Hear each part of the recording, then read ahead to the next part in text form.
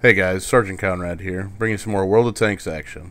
Today we're going to take a look at the M4A3E2, also known as the Sherman Jumbo. Got nicknamed the Jumbo because of this big thick front plate they welded on the front of this thing. It's 101 millimeters of armor. That's actually the same amount of armor as the Tier 6 American heavy tank. Now, what does that mean for gameplay on this tank? Well, for a medium tank it's kind of slow. It's not going to be your fastest medium tank that you have. But what it lacks in mobility, it definitely makes up for in staying power. At 760 hit points, it's not too far behind the other heavies in the tier. And with that kind of armor, it's got some of the higher armor in the tier as well. Now, with this gun is not a heavy tank gun. It's not a let's play pop-out type gun that has high alpha damage. This gun has a really high rate of fire, though. What that means is you stick your nose out there with this front plate soaking up as much as it can, and you let this gun's DPS really shine for you. You can see there it fires at 18, over 18. When you add in the rammer and my crew skills into that, man, this thing really fires fast. 128 pin, 115 damage, 0.4 accuracy. This thing is not a sniping tank. You got to get in pretty close with it. And then relatively good aim time, so you can just really plunk shots into somebody. I've got a pretty good gameplay that I want to show you guys that really shows off this tank in a city battle and what it can do in a Tier 6 city battle. Let's jump right into it.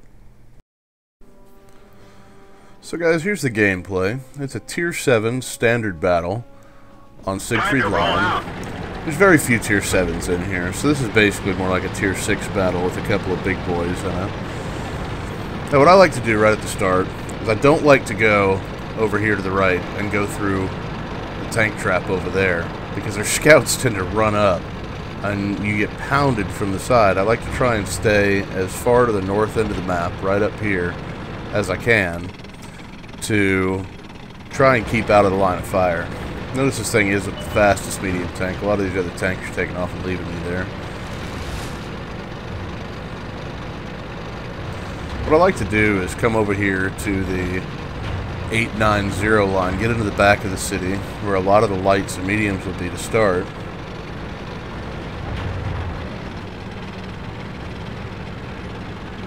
You can see here we got some guys fighting already. We haven't even made it up to the fight yet.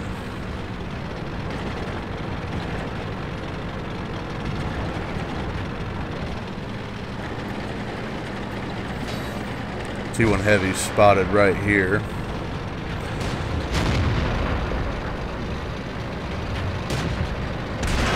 Doesn't even look like we can make it in there before he gets killed.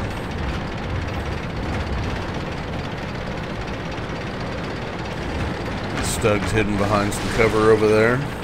Here's an easy 8. This is the other Sherman Tier 6 tank. Let's see what kind of damage we can get on this guy. He has the same gun we do, bear in mind, but I've got a lot thicker front armor plate to be playing pop out with some other mediums here. Enemy is hit. Get some good damage on him. KV-1 gets a shot into my corner there. Now on Americans, let me pause the video real quick. You want to make sure and not shoot them in this lower plate. Now, I know on Russians and a lot of the other tanks, you want to shoot this lower plate, but on Americans, this is the thickest armored part. You want to get right through the top here, or shoot right underneath the mantlet, right in here. So, let's start the video back up. We've hit them hard. Notice the one I bounced on the bottom there. Right through their armor. Gunner's gone. Taking a few hits. Get on the gun. Penetration.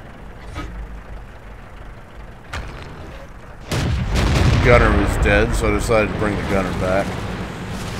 This thing has a high rate of fire. I needed to aim quickly.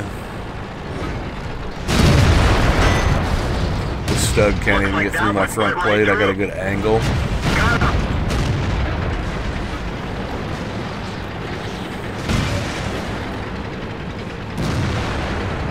These guys are trying to sneak around on us over here. I've got a dead driver too, which does not help the mobility of this already slow tank.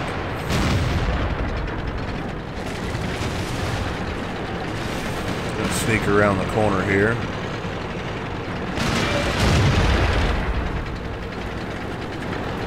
get into a little bit of a duel with this T-43. Don't want to let him get around behind us, but it looks like he's not focusing on us. We get him set on fire there. Go ahead and get another shot into him so he doesn't have time to put it out there.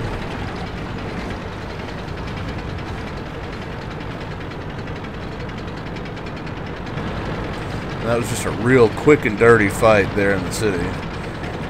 If you notice, they only have 2 tanks left. That T-21's off hiding somewhere. SU-8's back in their base. And since I'm so slow, and my driver's dead, speed it up a little bit here.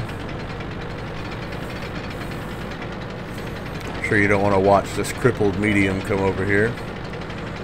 There's our artillery spotted. Way off over in the corner. No shot on him though.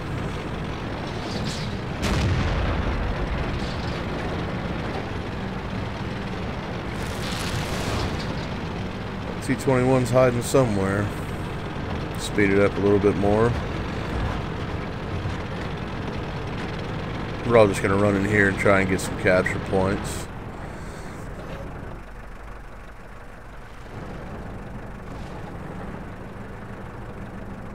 And that's the end of the game. Now I know there's only 2 kills in this, but I want to show you these end plates just so you can see something. Let's check them out.